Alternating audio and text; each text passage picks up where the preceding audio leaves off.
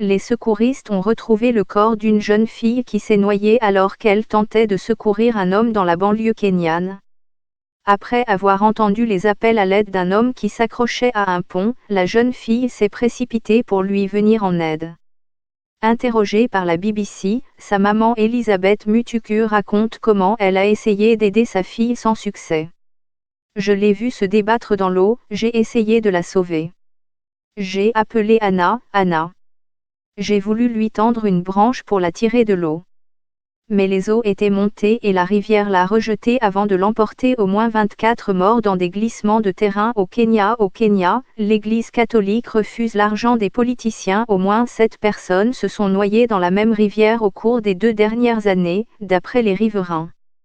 Un ancien pont a été enlevé, il y a 2 ans, et la construction du nouveau pont est toujours en cours, et pour se rendre de l'autre côté de la rivière, les riverains utilisent des tremplins.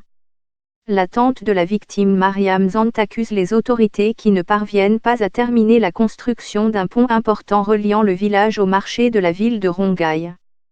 Beaucoup de personnes sont mortes au cours de ces 2 dernières années et les autorités sont là et assistent. Elles viennent et font le deuil avec vous mais ne font rien pour prévenir ces tragédies. Aujourd'hui c'est la fille de Massur. Qui sera le prochain ? Ce pont est la principale route pour les enfants qui vont à l'école de l'autre côté de la rive. Pourquoi ont-ils détruit l'ancien pont et ils construisent un autre pendant des années ? Je suis trop triste. Elle aurait été un futur leader, un futur enseignant. Perdre la vie à cause d'un pont est pénible. Perdre une vie comme celle-ci à cause d'un pont, c'est juste douloureux.